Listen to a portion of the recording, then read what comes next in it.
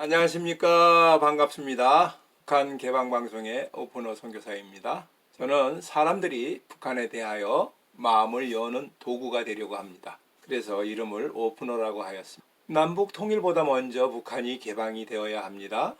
북한 개방이 없는 통일은 남북 모두에게 큰 재앙이 됩니다. 북한이 개방되어야 남북 모두가 잘 살 수 있게 된다고 믿는 사람입니다. 북한이 개방되는 것을 하루속히 보고 싶습니다. 북한을 바로 알지 못하면 북한을 개방할 수 없습니다. 지난번 북한이 과연 베트남의 개방 개혁을 따라서 개방할 것인지에 대하여 말씀을 드렸습니다.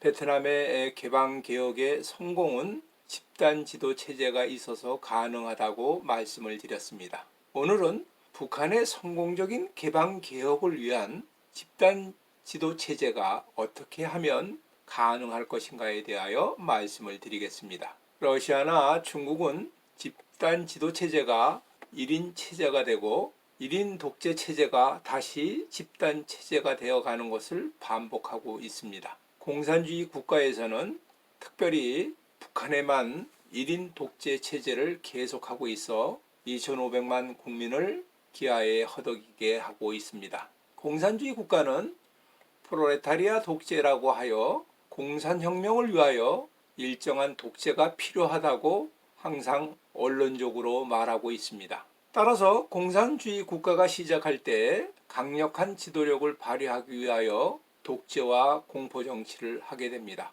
그러므로 이렇게 권력을 잡은 사람들은 1인 독재 체제를 유지하기가 쉽습니다. 많은 독재 지도자들이 나왔습니다. 이들은 대부분이 임기가 필요 없습니다. 스탈린, 모택동, 김일성 등등이 여러 명이 있습니다. 이들 1인 독재자가 죽거나 민중봉기로 축출되어야만이 그리고 난 이후에 집단 지도 체제가 실시하게 됩니다. 스탈린이 죽은 다음에 후르쇼프가 다수의 힘으로 권력을 잡았습니다. 따라서 자연스럽게 집단 체제가 되었습니다. 중국도 목택동이가 죽고 나자 다수가 등소평이를 추대하였으므로 집단 체제가 시작이 된 것입니다. 1인 독재자가 죽으면 여러 참모들이 협의하여 다음 지도체제를 구성하여야 합니다. 이럴 때 자연스럽게 다수의 의견이 모아지고 상층부의 협의를 의하여 지도자가 선출되면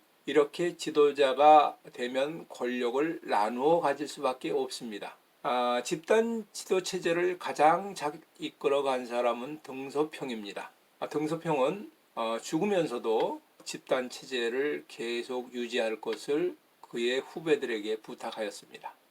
중국의 공산당을 이뤄서 1세대 참모가 된 사람들은 모두 다 국공내전에 참여한 원로들입니다. 특히 대장정에 참여한 사람들입니다.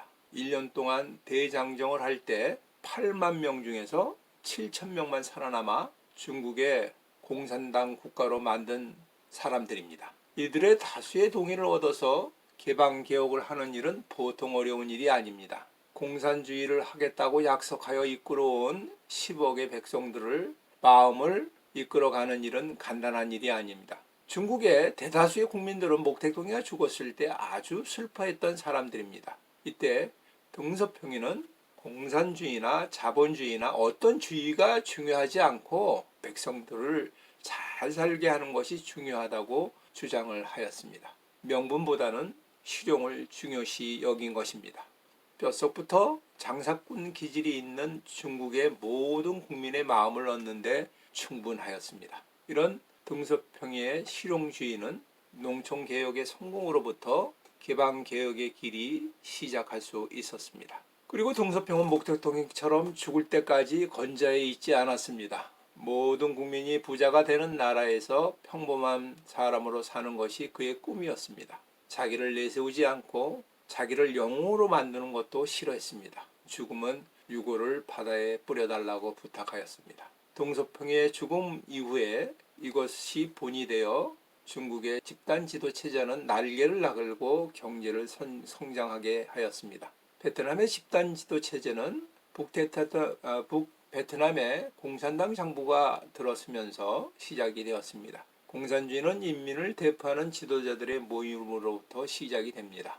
자연히 집단 체제가 형성이 되었습니다. 베트남의 국부인 호치민은 일찍부터 국제공산당 안에서 인도 차이나 공산당을 만들었고 1945년 출범한 베트남 민주공화국에서 총리와 국가 주석을 지냈습니다. 베트남의 국민들은 대부분 그를 호 아저씨라고 부릅니다. 그가 평생 소탈하고 검소하게 살았기 때문입니다. 젊은이들은 호 아저씨가 부르면 언제든지 달려가겠다고 하였습니다. 평생 독립전쟁 중에서 살아온 호치민은 지팡이 하나, 옷 두 벌, 몇 권의 책이 유품으로 남길 정도로 어떤 부귀영화도 누리지 않았습니다. 호치민은 총리가 되고 프랑스 총독의 간저로 썼던 주석궁에서 거주한 지 3개월 만에 자신과 어울리지 않는다고 하면서 그 옆에 작은 집으로 옮겼습니다. 이 집은 백왕공이 살던 집이라고 합니다.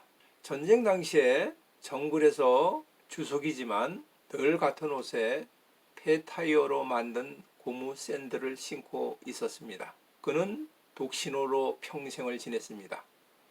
국가 주석이 된 이후에도 누이를 딱 한 번만 만났을 뿐이지 죽을 때까지 가족들과 인연을 끊고 지냈다고 합니다. 호치민의 목표는 독립된 국가에서 국민 모두가 행복하게 사는 것이었습니다. 그도 등서평이처럼 실용주의의 사람이었습니다. 젊어서 공산주의에 동참한 것도 베트남을 독립시킬 유일한 길은 국제공산주의 운동이라는 실용주의 노선이 깔려있기 때문입니다. 그러나 호치민이 죽자 레지원 서기장은 호치민은 간단한 장례를 하고 시체를 화장하여 물에 뿌려달라는 유언과 달리 그를 미라로 만들어 크레므린의 레닌처럼 안치하였습니다. 스탈린이 레닌을 미라로 만들어서 크레므린 궁에 보관하고 자기는 후계자인 것처럼 가정하여 권력을 잡은 것도 맥락에서 시작이 되었습니다.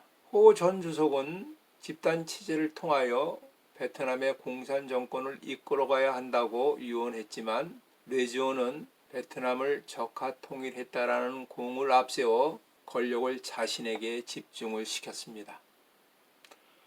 북한에서 김정일이가 김일성이를 미라로 만들어 우상 숭배한 것은 이런 것들을 다 배워서 한 것이 아닌가 하는 생각을 합니다. 레지온은 무력으로 흡수 통일한 남베트남에서 대규모 숙청을 벌이는 등 철저하게 체제를 강화하는 조치를 단행하였습니다. 남베트남 출신의 군인과 관리 등 수백만 명을 집단 농장에 강제 수용시키고 공산주의에 순응하도록 사상 개조 교육을 시켰습니다. 이 과정에서 최대 200만 명의 희생이 되었습니다. 레지온은 또 시장경제 체제를 완전히 부정하고 모든 농경지를 국가 소유인 집단 농장으로 만드는 등 공산주의 계획 경제 체제로 추진을 했습니다. 이 때문에 베트남은 통일 이후에 10년간 계속 경제 성장률이 마이너스를 기록하기도 했습니다. 레지온은 1979년에 캄보디아를 침공하였습니다. 그리고 중국과 전쟁을 하였습니다. 베트남은 동남아는 물론 국제사회에서도 그를 고립시키는 위기를 자초하였습니다. 베트남 경제는 각국의 제재 조치 때문에 더욱 악화되었습니다. 레지온이 1986년 7월에 사망하자 베트남 공산당은 같은 해 12월 제6차 당대회에서 도의무의 정책을 도입하기로 결정하였습니다. 이 회의에서 트로이카로 불리던 강경 원로들을 동반 퇴진시켰습니다. 그리고 베트남의 고르바초프라고 부르는 웅우엔 반록 서기장이 새로운 지도자가 되었습니다. 그는 중국처럼 공산주의의 기본 골격은 유지하되 시장 경제 체제를 추진할 것을 선언하였습니다. 이것은 중국의 등소평이가 실시한 개혁 사상과 동일합니다.